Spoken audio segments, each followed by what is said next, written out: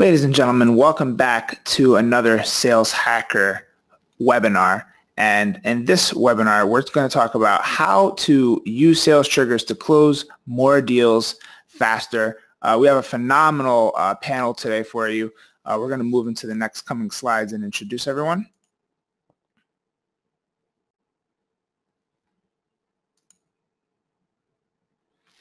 All right, Russ, I'm going to pass it over to you and let you introduce yourself. Hey everyone, I'm Russ Heddleston, CEO and co-founder at DocSend, a content management system for sales and marketing teams. Previously, I was a product manager at Facebook, and before that, I started a company that we sold to Facebook called Pursuits, and way back in time, a background as a software engineer studying at Stanford, and then also went off to business school at Harvard, and I'm excited to share some of the insights and learnings we have around sales triggers. Awesome. Thanks, Russ. We're really fortunate to have someone with your expertise and knowledge here with us today. So thanks for joining us. Ben, over to you, man. Thank you. All right. My name is Ben Gibson. Hello, everyone. I work as a senior manager on the sales enablement team at App Annie. We're the global leader for app market data and analytics through our platform. Been in sales enablement and sales management for about a decade now. So again, very excited to share some insights around sales compelling events with you today. Awesome. So it's great to have you with us, and we're really fortunate to have you as well.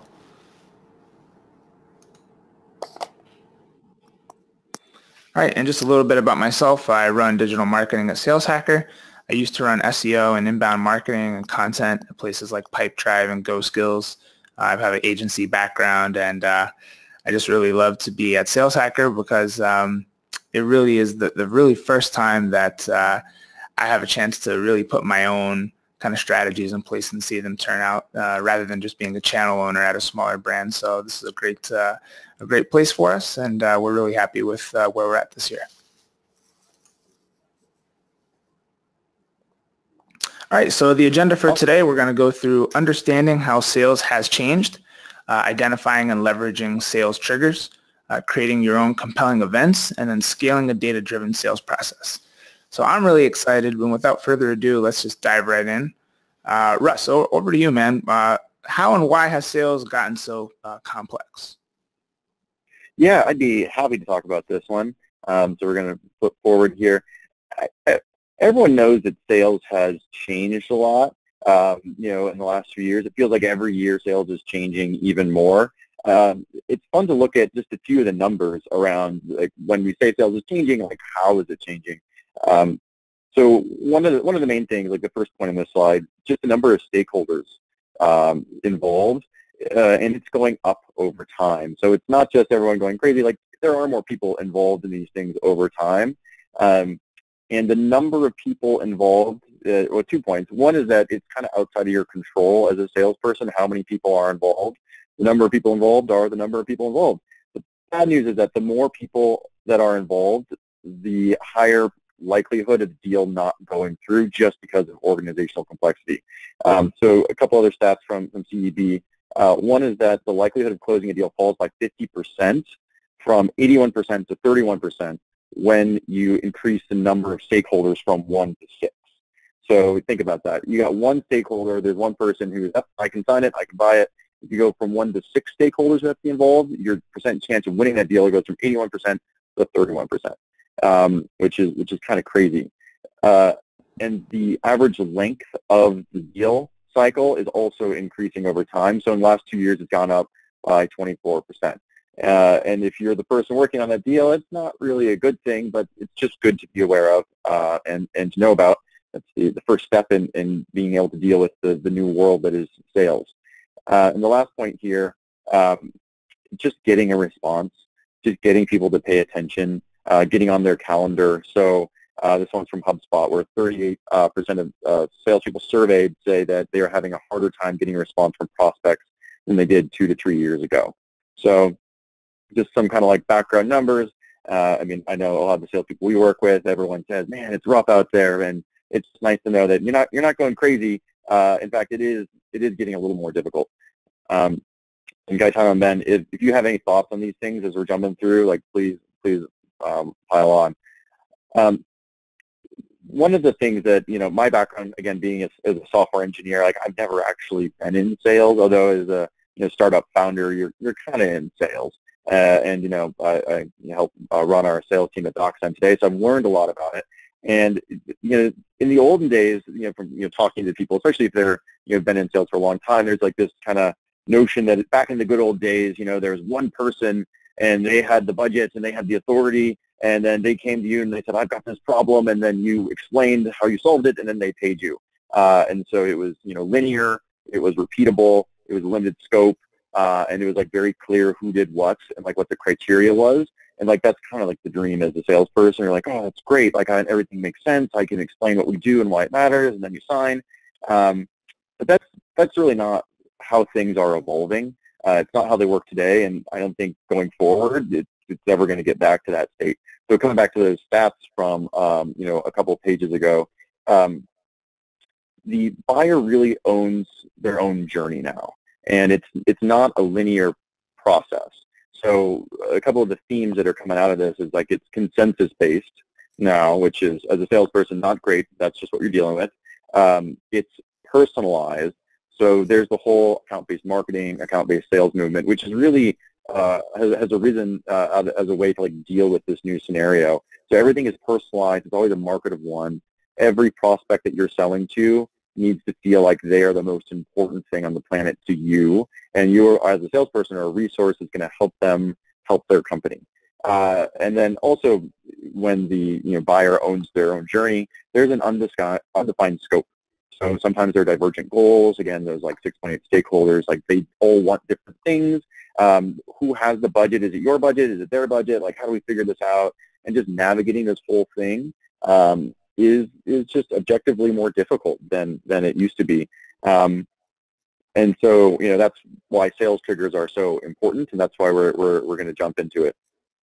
Ben or Gaetano, any thoughts on the nature of sales changing over the last couple of years? Yeah, I think that what you're talking about, it really means that authenticity and transparency are more than important than ever. And especially being on the sales delivery side, I'm very critical of any sales pitch I receive or sales email I receive. And being that now the buyer's in control, if a SDR or any company just comes off as inauthentic or not genuine, they immediately go to the bottom of the consideration bin. So I think that more than anything, transparency and authenticity goes a long way.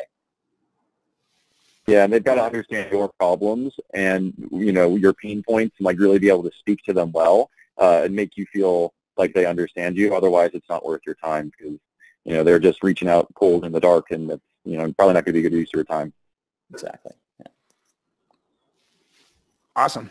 Yeah, I agree exactly with what you guys just said. There's really nothing more I can add to that. That was perfect. It's a tough world out there. You got to get through it somehow. Well, hopefully we'll definitely get into some specifics that we've learned around sales triggers, and why they're so much more important now than they used to be. So let's dive into this next part. So, like, what is a sales trigger? And so for sales at DocSign, when we talk about this, it's any event that creates an opportunity for sales to move the conversation further along in the sales cycle. So Ben, as you were saying, people reach out, it's got to be personalized, it's got to be talking to your pain points, and a smart salesperson will know when they can move the conversation forward based on things that you're telling them, things that are happening, based on sales triggers. And so, these, as a concept, there's just nothing more important as a concept, as a salesperson paying attention to these and, thinking, well, what are they? Which ones are more or less important? When they say this, what does that mean? If I did this follow-up and this happened? Because you're trying to get a sense for, am I on track to close this deal or not? And there's a lot of angst around that. And sales triggers can, one, help you kind of manage some of that angst, and two, get a much more accurate picture of how the deal is doing, and if you're on track to move forward. Hey Russ, we had a question from the audience. Yeah. Do you ever weight any of these sales triggers differently? And does that kind of play into any kind of scoring model or nurturing system? So for example, the email behavior may be weighted differently than maybe a website visit because they're different intentions. Have you ever mapped anything out in that way? That's a great question, and this is actually a great point in the conversation to bring that up. The unfortunate answer is that it depends. So at DocSend, we have almost 5,000 companies that are customers of our software, and we get to see a really wide range.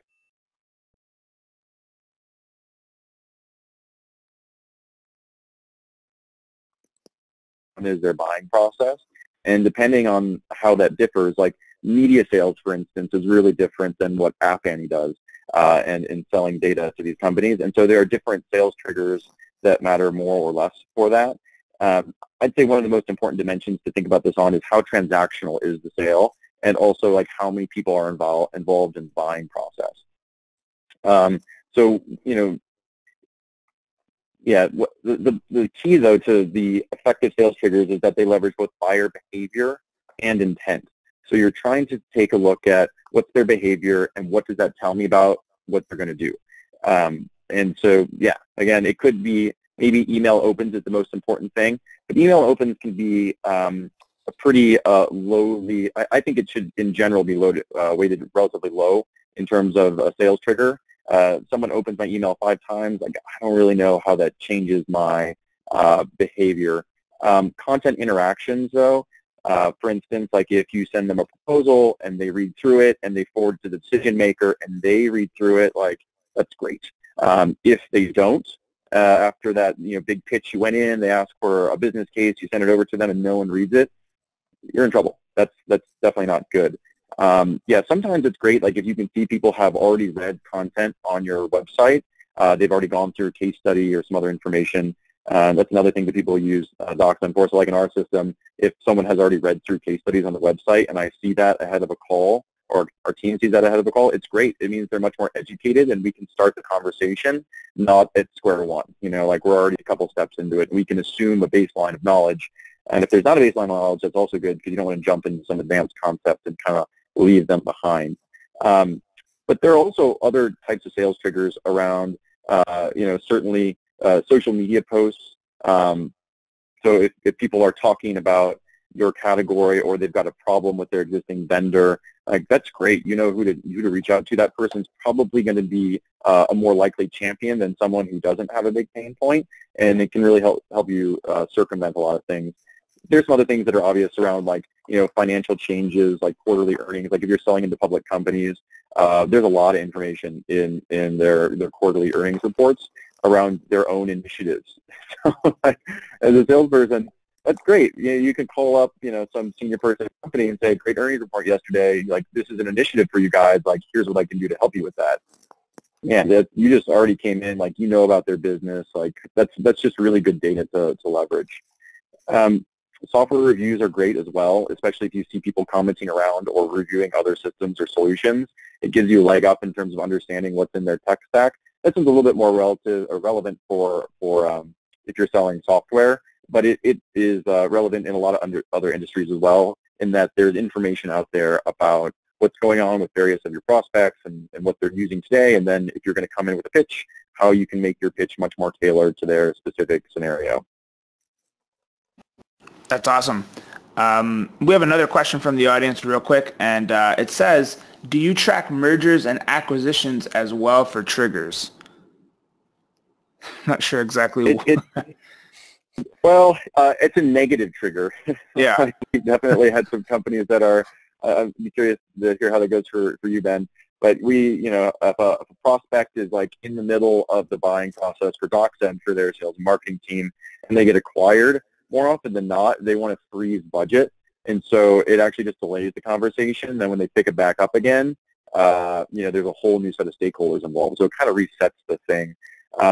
Every once in a while, it'll actually push the sale faster.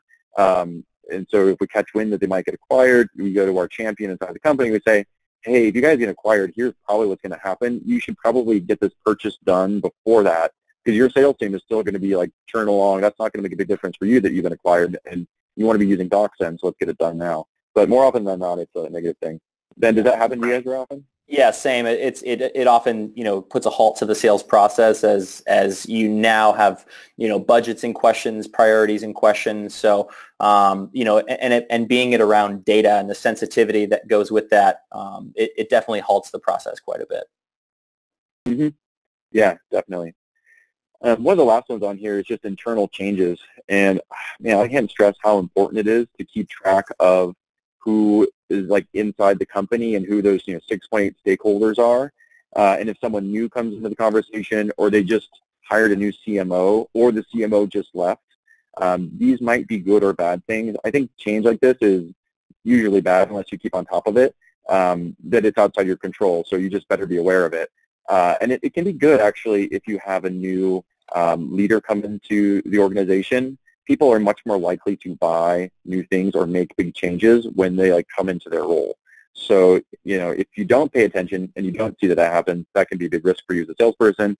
If you're on top of it and you see that happens, you might have a new champion, and it might be that your deal can get done that much sooner because they want to leave a big mark on the company. They want to come in. They want to make positive changes. If you can represent yourself as being a no-brainer, then great. Hey, Ben, I want to direct a question at you real quick. We have another one from the audience. What tools or processes do you use to provide your sales team visibility into content-based sales triggers? So, for example, they may have read a case study. Yeah, so we use DocSend is our primary content send out tool, and what we're looking at is a variety of things. Number one, not just who opened it. To Russ's point, somebody opening an email or opening content doesn't necessarily tell us a lot, but looking at what specific pages they actually looked at, for how long, and then from there who they may have forwarded the information to. So that we can tell, okay, this 10-page document we sent out, they were really only interested in 2 of the pages, and this was the specific content that we were driving on those pages. So we need to dig in on this a little bit more. And I think more than anything, it doesn't necessarily give you 100% of the answer, but it gives you a better set of new questions to continue to ask. So, okay, this person opened it up, they looked at this page. Don't go into it with any assumptions. What does this mean? And it just creates a different set of conversations I'm having with that prospect from there. So DocSend is a primary one. We use Yesware for emails, but again, that's much more of, look at level 1, did they open it? Level 2, did they forward it? Did they reopen it? We're looking for some more advanced activity before we engage differently than we would a different prospect. Yeah, Awesome. DocSend is definitely not alone in this value proposition. There are other solutions that can do it, but generally speaking, content can be a really great Trojan horse to map out who is involved in the buying process. And the only thing scarier than knowing there are 6 people in the buying process is not knowing who those 6 people are. So one way or another, you need to figure out who is involved in it and what to care about. Mm-hmm. Awesome. And I just want to point out to the audience real quick, we're getting a lot of questions about the slide deck. The slide deck will be available after. You will get a email with the full replay, and the deck will be included in that. So this will all be available directly after the webinar is over. Yeah. Another thing I want to comment on here in terms of sales triggers is that this really does come back to account-based sales, and that's just kind of the new world that we're in. You can't send out anything that's not personalized. People really need to care, and especially if you're in a B2B sale, typically the deal size is large enough that it's worth your time to care, and that's really where all these things come into play. If you're closing even a few deals a quarter and they're big enough, you're blowing through your quota, and that's great, but each of those deals is more complicated, so fewer but higher touch, and these are the strategies you've got to do, and you can't take anything for granted. Awesome. Hey, Russ, do we have time for one more question before we move on to the next slide? Yeah. All right. Yeah, they're flowing in like crazy today. All right, this is a good one. It's kind of similar to the last one. What tools or processes do you recommend for listening for triggers in a scalable way? So, for example, inbound alerts for AEs and SDRs. Inbound alerts for AEs and SDRs. I'm sorry. It says inbound alerts versus AEs or SDRs manually. I'm not quite sure what that could mean, but. Ben, do you have an answer for that one? Yeah, I mean, I in general am a huge fan of automating as many things on the front end as you possibly can. So, I think some really, low-hanging fruit are like Google Alerts. It's free. You can set up specific, things you want to look for, and you have incoming alerts that will, notify you when you should start paying attention to certain things. LinkedIn is huge, especially working in mobile, which for a lot of these really large companies, they're not mobile. They're not really sophisticated in mobile. So when I see that, Coca-Cola has hired a mobile manager, I know I need to jump on that immediately because the likelihood is there's a lot of opportunity there. Even just looking at, you can search job postings on LinkedIn. Hey, they just put up 30 new account executive job postings. Wow, they're looking to grow. Let's dig into this a little bit and find out how we can provide a little more lift to that challenge. I mean, I guess it really depends on whether you're looking at, enterprise companies. You can learn a lot from Twitter. You can learn a lot from, Bloomberg News and look at the announcements coming out. But, a lot of these can be automated. Google Alerts, LinkedIn, Owler is another great one. That's a, insight software. Yeah. So automate on the front end so your SDRs are much more, working with the triggers that are coming in proactively than them spending all this manual time finding it themselves. Yeah, that's a great point. Couple of tools that we use Lean Data for kind of all the routing of like when people sign up. So you request a demo, we ask you some information, and based on that, we like route it internally, and then they'll follow up. And so yeah, we try to be efficient with the outreach, ping people politely but persistently to get them on the phone, obviously calling them, and then just bucketing accounts by like how important they are, which dictates our response time to them. Awesome. We still have some more questions coming in, but maybe we can save some of them for the end because I think we do have to move forward here. Okay. Yeah, that sounds good. I'll jump into an example because it's nice when things get specific. Because all these the theory is nice, but like, gosh, what do I actually do when I get back to the office? So here's one example. This is specific to DocSend and how it works. But and this is a real email from one of our sales guys, Dom, who had a great call with someone. He took a lot of good notes around their initiatives, like what was going on, their priorities, the metrics that are important to them inside their business, and he put together a business case for why that company should adopt DocSend. And he put in some work there. He typed it up, made it look nice, sent it off as a DocSend link to them, and then they never looked through it. So he sent this first email. And again, this is specific to DocSend, but I feel like a lot of people's products have there's some advantage you can get with your own product. Or there's some way you can generate something like this. But he said that, oh, you haven't looked at it, kind of using social proof to like guilt the person into looking at it. Like, hey, you gave me this information. I put together this business case for you. You said it was important. You said you'd look at it. You didn't. And so, a little bit of guilt applied there. Everyone gets busy. But then that worked, and they spent time looking at it. And so then he followed up again, forwarding the person their own stats around, like, thank you so much for going through it. You haven't forwarded internally though, because that was the other step to like get him to then, that's great that you read it, but I also need the other people you mentioned in the buying process to also read this business case.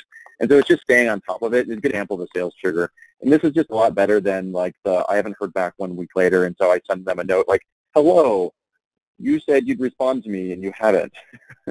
It's just nice if it can get more specific or there's a little bit more content or value that you can provide as a salesperson, and just makes it feel a lot more natural as opposed to like forced or automated in some way.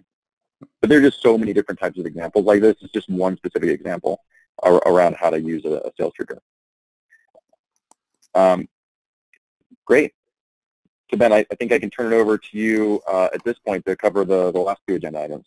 Perfect. So all this is great, but why should we care about triggers and events? And I want to describe a situation to you all listening, and I want you to think about how often this may happen to you. Your team comes to you with these deals where all the buying signs are positive. The prospect is engaged, they're asking the right questions, and your product is the perfect solution for their problem.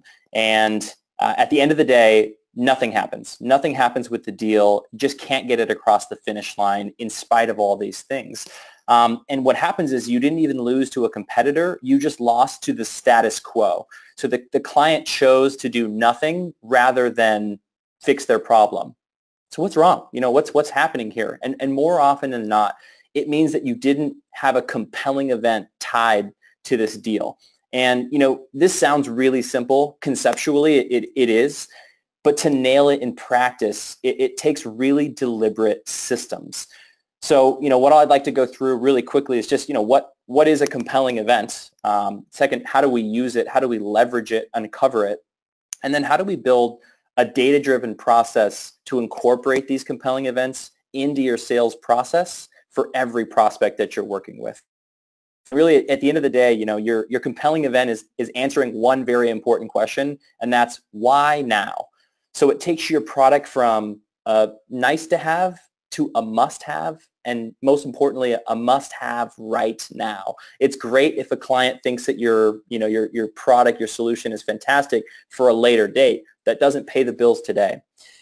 And I can't really think of a single prospect that we've sold to that didn't have some sort of compelling event, tied to their deal. Now, when we talk about sales triggers, compelling events, it's easy to kind of blur the two together. They're very similar, but they're different in a sense in that, the sales trigger for me is much more of an identifier of what's happening with that specific stakeholder. And I think of the compelling event as the larger business reason, the business case for adopting your solution and the benefit that would come specifically for the business for adopting it. So you can see there's some overlap, but when we're in sales, we often relate sales to going out and fishing. So I think of sales triggers as the bubbles coming up out of the water that tells me where to actually go and fish. So it's incredibly important to understand the compelling events idea because, even the person that, was reluctant to listen to your demo is surely mulling around some sort of, solution that you could potentially provide to them. And it's always tied to some sort of compelling event. So it's important for new business prospects that have come to you, new business prospects that you've uncovered, and even for, cross-sell, upsell. There's got to be an intriguing, compelling event driving all of these. And your responsibility is to surface that problem or opportunity and magnify it. Make it much larger than it actually may seem to the client. And again, sometimes you get lucky. You uncover a truly compelling event that already exists. The prospect brings this business case to you. They have a very specific deadline. Everything lines up perfectly. But more often than not, you have to uncover a situation in which the costs and the negative consequences of inaction are already high, and they will mercilessly increase over time in a way that makes it incredibly clear you've got to act now, and there's no other alternative here. So there's just to jump in real quick. Like at DocSend, we always say, "Why do anything? Why do something now?" And then why DocSend, or why App Annie? So I think I love your first point on that. You got to challenge them, like, why do anything? Right. I mean, it's hard to compete with. It's important because I think in this day and age, it's not just, the biggest threat to your company isn't necessarily the competition. It's the status quo. It's your client choosing discomfort of their problem over the satisfaction of your solution. And that's something in sales. I take that to heart, where a prospect would rather deal with pain and discomfort than a satisfying problem or a solution. So when we look at compelling events, there's really 4 dimensions, and I think if you can focus on these 4 dimensions for every prospect, it's going to make the sales funnel a lot shorter. Really number 1 is understanding where the pressure for this compelling event is coming from. Is it internal pressure? Is it external pressure? Is it both? Internal pressure examples would be, have the business priorities changed? Did the client just have a really good quarter? Did they have a really bad quarter? New hires, new executives, or layoffs? Are they cutting staff? Was there a specific announcement they made? An example of some internal pressure is, a prospect of ours had their CEO go on the news and make an announcement, hey, we want to move into the Chinese market, and this is a market we're very unfamiliar with. They were very candid about it. So our team compiled competitive insights for the Chinese market, personalized it, and basically put everyone that we felt was relevant on blast with these insights.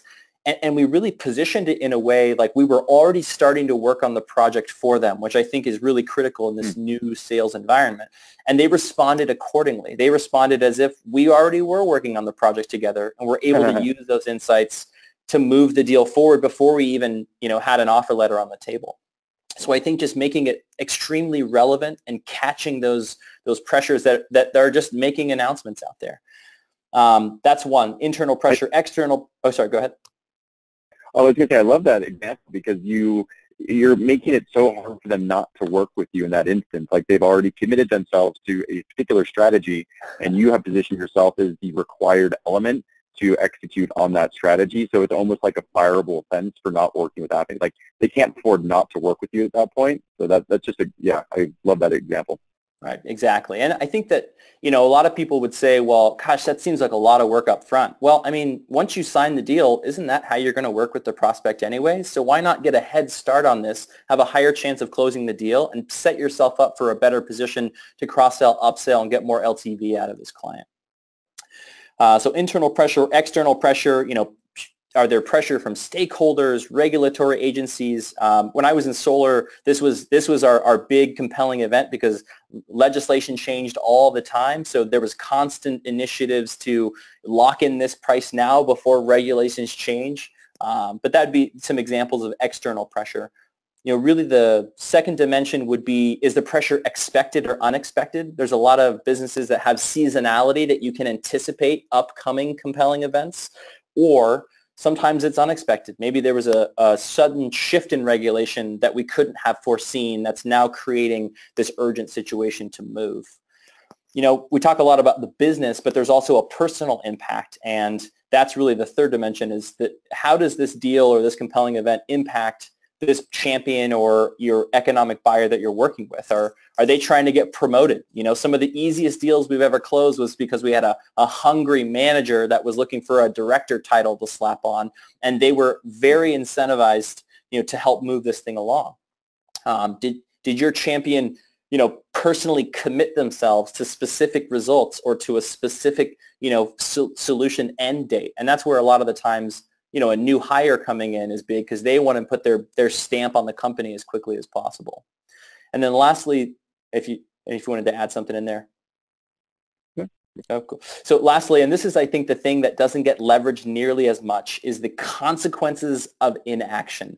What will the true cost be if you decide to do nothing? And I love putting this out to prospects that are maybe on the fence to help them feel the pain a little bit, is the true cost of inactivity. And it's got to be substantial. They got to feel it. I think sometimes when we get into B2B sales, we assume that because the other person's in business, they're in sales, like we can leave out the emotional aspect of selling. But I think we have to ratchet it up even more. And especially in this situation where we're talking about this serious consequences of not choosing to take action. You've got to remember there's the satisfaction of getting the solution, but the pain of not. So, leverage the situation where your prospect doesn't doesn't buy from you, paint that picture vividly for them, and have them experience that discomfort. My favorite example, especially with competitive data, is, hey, can you imagine a world where your competitors all have market data and you don't? How do you plan to compete with that? And they go, I can't compete with that. Great. So let's talk about how to make sure that you even have the opportunity to play in the same field as your competitors in this space. With DocSend, how would you feel if your competitors were able to get the right content in front of your prospects 20% faster? How are you even going to compete side to side when they've already got you? They're 3 steps down the stage and you're still finding out what you should serve them. Painting that picture is critical. The alternative to sell without compelling events is tough. You can't beat prospects over the head with feature, function, and logic and hope they like you enough to buy. So no, yeah, that emotional component is so important, getting someone to agree. And I think it's also hard for, especially junior salespeople, when you're just starting off as an AE and you get someone on the phone and you're really excited about it, and you don't want to address the elephant in the room, which is okay, let's say you don't buy App Annie. What are you going to do then? How are you going to deal with this? How are you going to deal with that? And just broaching that as a possibility and then really thinking it through with them is actually one of the best things you can do to see, is the deal real or not? And you don't want to waste a lot of time if it's not real. So I think more salespeople should be open about that, because it brings up the conversation you're talking about, and it could lead to a really good, compelling event that they can then tie their deal to. Mm-hmm. Yeah, absolutely. So we know what compelling events are. How do we uncover them? And, to uncover them, you've got to know exactly what you're looking for. Every successful business should be able to list the main pressures and motivators that are driving customers to make the decision to buy from them. So just take a second, and I want you all to think of, what are the top 3 most common compelling events or compelling reasons why companies buy from you? What are the business problems your product solves, and work backwards. What are the circumstances that create those problems in the first place? And that's your leading indicator of what's to come. So oftentimes you can forecast a need from a compelling event or a sales trigger before your prospect even knows that it's coming. And that's why this is so powerful, is when you're crystal clear about the motivators that drive clients to buy your product, and you can understand the storms that generate those problems, you can be, one step ahead of the prospect in terms of what they're going to be thinking they need. So a great exercise that everyone should be going through is go review all your most recent deals, your top 80% ARR, and assess the forces that already led them to close. So what led customers already to come to your business, and create a retrospective doc that analyzes things like, how did the relationship start? What was the compelling event that drove their interest? What were the external challenges that client was going through? What were the business forces that were driving them to go through? Who was involved? What did they have at stake? And oftentimes we look at all these enterprise clients and goes, guys, every business is so different. True, but I guarantee you through an exercise like this, you can start to consolidate and find patterns and the reasons why people are coming to you. And so that way you know what kinds of triggers you're now looking for. And you can start to bundle this by vertical. Verticals typically have the same issues. So, your CPG clients typically have the same problems and compelling events as others. So you start by mapping out, what are we looking for? Why have people come to us now? And then it's just a matter of creating a discovery framework that can, 1, validate this is the compelling event, this is the reason we're going to buy, and 2, to create a framework that can also guide your process for solving for the other, not so common compelling events that are going to come your way. So you can't account for everything, but you can account for most things, and you can start to pay attention to those things. So when we look at this, compelling event assessment, it's not just done on old, existing clients. It should be done for every deal. And Russ, to your point, you don't want a sales rep wasting time on a prospect that's, hey, this is nice to have, this is great, but I don't really have a compelling reason to move this forward. So we'd force our reps to, show your work, show us the compelling event you've dug up, show the internal, external pressure, show the personal pressure that's at stake, show the consequences of an action. And if you can't show that by a certain point, by a certain stage, you either need to show them an offer letter and just put a price out there and get a decision, or you need to move on. We don't want to waste time, especially looking at, a 30% close. That means 70% of prospects wasted time from sales reps that you can't get back. So imagine getting more of that time back by just identifying up front what's the compelling event. Yeah, exactly. Just as a salesperson, your own time is your most valuable resource. You have to invest it wisely. One example here for us, or 2 of them that come up here. One is like a contract date if you're displacing something, knowing when the review cycle is. And at least for us specifically in our business, the sales kickoff event that happens on an annual basis is actually a great, compelling event for us. And it puts a deadline out there, like we've got to get this done by then. Ben, does your team use work backwards plans at all, or like how does that part of your process work? Working backwards from like a date we are already working with in the future. Maybe I'll give you a little clarification. For us, we do what's called a work backwards plan. So if you agree with your prospect on, hey, this thing happening on this date, we got to get it done ahead of that, and then they're like, yeah, we got to do that. You get their buy-in. And so then you say, like, well, if we're going to have it rolled out by this, then we need to have the contract signed by this date. We got to have, like, it go to legal by this date. We got to do, like, this other thing. And so you actually put together, like, a work backwards plan of all the things that have to happen, and you send it to them in writing as well. And then it just makes it that much more certain. Because then you can, like, see their wheels turning. They're like, man, we don't have a lot of time. We got to get on this.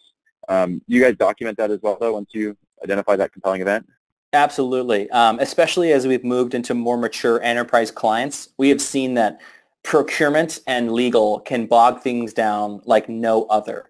So, getting ahead of the things that are going to create problems along that timeline in advance have been super helpful. So looking at, if we want to get this deal done by X date, we need to understand how quickly we can actually get the product, through procurement, through legal, get it actually onboarded and trained, and then actually using it. So if you want to use this thing in the next quarter, then we have to get the deal moving in the next 3 weeks, and we can put a little more pressure on getting this done in time. Yeah.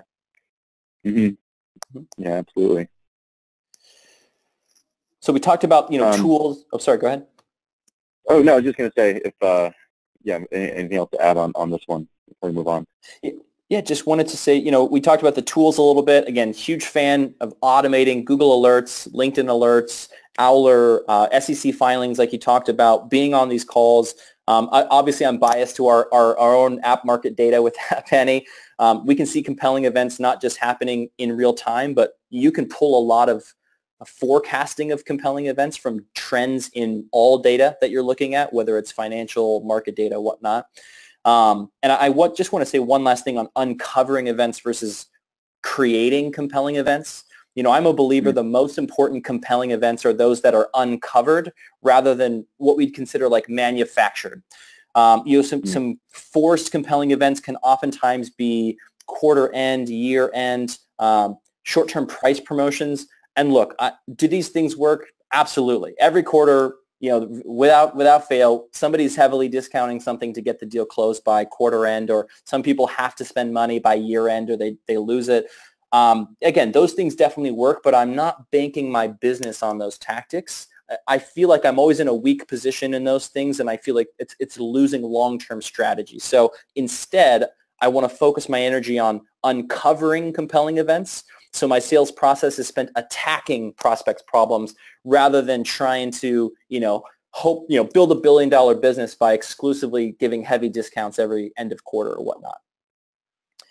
And really the last key I want to talk about here is just, how do we build this into a repeatable, data-driven sales process? And this is the thing I will say, staying up with this is, there's no silver bullet. There's no perfect process for everything. But you should never leave your sales process up for interpretation. You have to be incredibly intentional about what are the metrics we're measuring? How specifically are we measuring them? Who is the protector of this process? When we get this data and insights, how do we ensure it's clean data? What are the benchmarks we're shooting for? And when we have all these insights, how are we optimizing our process and our content accordingly? So think of your sales process as just one long data collection process that starts before you even engage all the way through to close. And the compelling event fuels the content that you're feeding them all the way through the funnel. And you're constantly keeping it top of mind.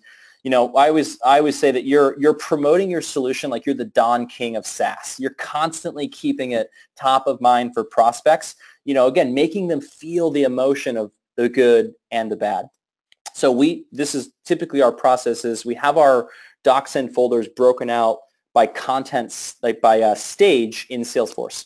And so the rep is feeding them content as they move into stage, and our marketing team can look at all the data that's being collected from this content as people are looking at it. We can see what content is working with whom, how are they interacting with it. Maybe we need to replace this content. Hey, this piece is really working well with marketing, but it's not resonating with product. Or, we need to up this because we send this to C-suite and it drops off a cliff with engagement. We need to shorten it, make it more concise and relevant. So we're putting the content in an order that the rep would need it by Salesforce stage, and we're monitoring the data. We're even looking at data on how long is a prospect in each stage. Are there consistent patterns with deals that we win and how long they stay in each stage, and deals we lose and how long they stay in each stage? Is it different by compelling event and by vertical? Are we seeing these kinds of trends over time? So, an example of how we actually use DocSend for this was we sent out some competitive insights for all the over-the-top media providers. And we looked at not only who opened it, but those who actively shared it and then came back to the content and what specifically they were focused on. So we knew not only who to spend our time with, so we were within a couple of days able to get meetings with all the people that ended up sharing the content, but we were able to look at what specific page they looked at, so that way we could follow up with more competitive insights based on the page that they were looking for. Almost like you go on Amazon, you put something in your shopping cart you don't buy, and then you come back and see it following you all over the internet. We said, hey, we noticed you checked this page out. Here's actually some more info specific to that. And again, within days, we're able to set up meetings with all of these prospects. So critical that you're not just putting content in front of it, but every step of the process has a data feedback loop that you're optimizing and tweaking with your process and your content. An example of this, if we go to the next one, is the MEDDIC framework is one of many frameworks that can be used, but we love MEDDIC because it forces the reps to go through this process of understanding these pieces of information in advance of them even getting into really the sales portion of the deal. But there are many other great things, but I'd recommend having something like this embedded in your CRM and have it be required fields. So again, your reps are having to do the due diligence up front. And you're constantly measuring the data. So just to quickly recap, no compelling event typically means no sale for the most part, or you're stuck with really absurd long sales cycles. Second is you've got to get very specific about the triggers that you're looking for. You have to know what you're hunting for, and then you want to build that into your sales process. So not only are you aware of these triggers when they're happening and it's automated, but you know what you're going to be doing with that data once you've got it back, and you can optimize accordingly. Yeah, that's a great. Actually, just going back one page, a specific thing I've learned lately has been, and tying this in with your framework, Ben, in the discovery phase here, that's actually where you win or lose deals by, as you said, uncovering a compelling event. It's not going to happen for a long time, but you got to find out what it is up front and then agree with your champion on how you're going to get there.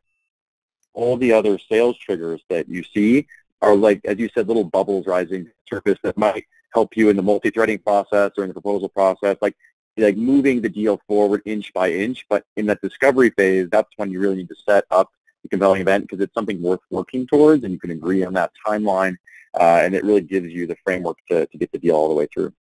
Mm-hmm. Yeah, agreed.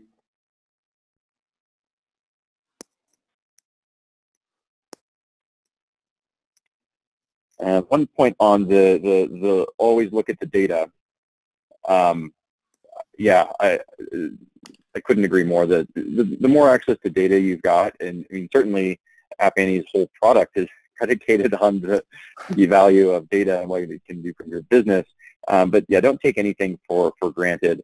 One interesting fact that we have from Docs, we actually did some research with one of my professors at Harvard Business School around sales content, and how much is it looked at, and there's the question, well, I sent it, did anyone actually read it? And given the number of customers we have like a very interesting data set, and the average amount of time spent in sales content was 2.5 minutes. And that's actually quite a bit of time on average where people are reading that stuff. But yeah, that engagement, and you might see it as well. They might come back to the website. They might be doing other things. You're trying to, like, across the deals you're working on, trying to look at the data to see, are you on track or not? And then you had a couple of great examples of just being able to reach out and be a more helpful salesperson. That's really what you want to do, is you're trying to help them through the buying process at their own pace, and you want that pace to be as fast as possible, obviously, but you need to do so in a way that's not too pushy, or you might ruin the chance of the sale overall. Mm-hmm. Definitely. Making sure you're maintaining relevance to the clients, but nudging them along with that relevant information, right? That's careful balance. Yeah, I will say the one thing really just last on a data-driven process is I think oftentimes people look at, I work with numbers, so I'm data-driven, but really what it takes to have a true process where you're using data as the source of truth for all decisions, I mean, you got to think about creating organizational buy-in. Everyone has to be on board. You have to have a process that's protected and reinforced by line managers. You have to ensure the data is clean. So for all you out there with, bad Salesforce hygiene, I'm talking to you, right? You gotta have clean data inputs. You gotta analyze it consistently enough so that it doesn't just, fall off a cliff and nothing happens with it. So it's an incredibly, it takes a lot of discipline to make sure you're running a data-driven process truly. So. Mm-hmm. Yeah, it's not built in a day, that's for sure. Mm-hmm. And this is the whole rise of sales ops as well, and the importance of sales ops and sales enablement, and making sure the machine is running and running as well as possible. Yeah, exactly. It's a perpetually iterative process. So. Mm-hmm. Then how are we doing on time? Yeah, we have about 10 minutes left. We also have some more questions coming in, but before we get into the questions, we can go through the key takeaways. So, Russ, why don't you get us through the key takeaways? Yeah, sure. I'll cover the first two, then I'll let Ben cover the second two. As I was saying at the beginning, the world of sales has changed. You need to recognize that buyers now own the path to purchase. Like, as a salesperson, you always want to stay in control of the deal. It's just not an option a lot of the time. So understanding that that is outside of your control sometimes, but how do you deal with that? But you need to recognize how sales has changed, and then that puts you in a better spot to be able to react to it. And then the second point is sales triggers are really important. Although as Ben was saying, like, they're the little bubbles that rise up in the process, but it allows you to inch the deal forward and maintain your momentum. And like the question asked earlier was a great one, like, what are the right sales triggers? And as I was saying, they kind of vary by company. And so you need to figure out what the right triggers are for your business and then make sure you're paying attention to them and you're acting on them.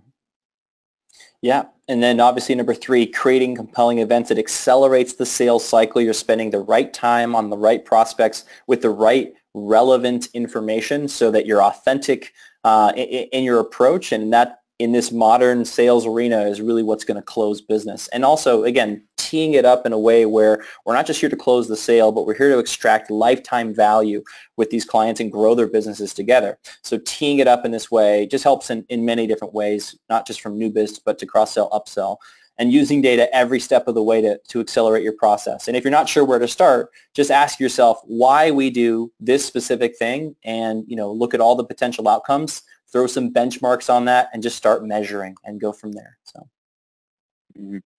Awesome. We have a question from the audience. Maybe, Russ, I'll let you take a stab at this first. And I think it's a very broad question, and it can mean a lot of different things. But how often do you analyze your Salesforce data? That can mean a lot of things. I mean, daily. It depends on like how deep of a dive you want to make into the Salesforce data. There are a lot of solutions out there like Insight Squared that will also help you kind of do this more often with less effort. I mean, we will on a quarterly basis kind of review closed lost deals and try to find the themes that are in them, and also the closed won deals and find the themes in them. Just like Ben was saying, you got to stay on top of what compelling events are getting deals closed, and make sure that your team is on top of uncovering those. As like if you have a menu of compelling event options, you want to make sure you latch on to the compelling event that is most likely to get the deal done. So there are various parts of our Salesforce data that we'll review on different time frames and with our sales team.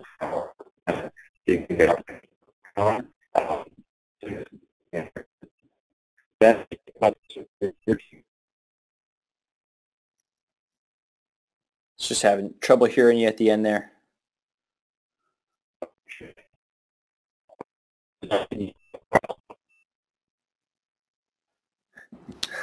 Yeah, I think, Russ, maybe your audio might have clipped that at the end there. But maybe, Ben, I'll pass it over to you for a second. We have another question that I think was pointed toward some of the comments you had made earlier. And the question is, how do you acknowledge the positive aspects of your prospects' current choices versus trying to downplay them? I say this in comparison to you addressing the adverse effect of them not buying. Mm-hmm. Yeah, sure. So with regards to the Salesforce question, I think on the short term, you're analyzing things daily, weekly, monthly to ensure that inputs are actually getting input and that it's a quality input. And then on the longer term, you're looking at the deeper insights. Is our sales cycle trend where we want it to be? Are we seeing different trends in close won, close loss, and whatnot? So as far as focusing on the positives, you absolutely. The thing I should have mentioned before is you've got to make sure that your prospect feels confident in the decisions they've already made. Otherwise, they're not going to feel super keen on making another decision, especially with you. So you always want to analyze the things that they've already done. One, because I get insights into what has driven their decisions already. Like, so why did you buy DocSend? What was that process like? What value did that bring? What problem did that solve? Why didn't you pick other vendors when you picked this one? So you definitely want to make sure that you highlight the positives of what they have already done. And in ways I would do it just like that. Dig in and find the compelling reasons that's led them to already make these decisions. Chances are you're not the first vendor they've ever bought from. And highlight those things. And then if you're ever finding that there's friction in the process, you can always come back to that. Hey, you know what? I know that you're really hung up on the price right now, but just like with when you brought in this vendor, it's not really about the price that you pay. It's about ensuring you extract more value than the price you pay. So let me show you some ways that we're going to continue to bring more value, just like how you were concerned with that other one, but it ended up, bringing you 3x more return than you anticipated. So tying those things back in to reduce friction and make sure they do feel good about making decisions with you. Awesome. We have one more question I think we can get to for today. This is a big one, and I want to hear from both of you guys, Russ and Ben, on this. What are some ways to incorporate your learnings about compelling events into the pre-sales process? So planning for your cadences, for example. I can take a stab at that first. You want to work backwards from some of the compelling events that you've uncovered that are the most successful, and it can actually subtly influence even your cadences and how you talk about problems that they're addressing. But I usually think of the cadences as more being around creating a sense of urgency, and then the compelling event is kind of like going forward from there. One thing I have learned is that a lot of our prospects don't, or even our champions at these prospects don't really know how other companies do things. So, especially for like App Annie, if a company is looking at buying App Annie, that is a big ticket item. And so it's really helpful for that person. Like if they want to buy it, they see the value and they want to ask like, well, how do other companies do this? Like, how do they navigate the buying cycle? And then the salesperson can present like a few options like, well, here are compelling events at other companies that are now customers. And this is why the champion was able to use that compelling event to get the rest of the company on board in the time frame needed. And so you can really, it's a chance to educate your prospect, and it makes the relationship a lot better. Mm-hmm. Absolutely. These learnings, to your point, are often found in retrospect, in hindsight. And that's where these patterns start to really come together as these clients may all seem different. But at the end of the day, there was only, 80% of your business was driven by only 20% of the compelling events. So what are the patterns there? And likely at the end, you're able to build these case studies that you can leverage to work with clients that'll shorten your sales cycle even more.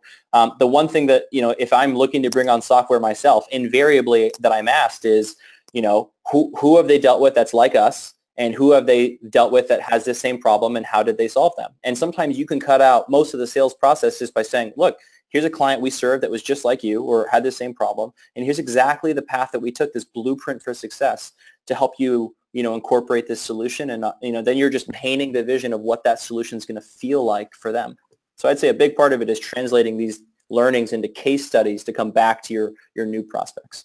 Yeah, and content can be really valuable at this stage, especially because as a salesperson, you're necessarily going to believe everything you say, or they're not quite sure. They're also not taking notes. So being able to send a case study like that gives the prospect a lot more confidence that what you're saying is real and true.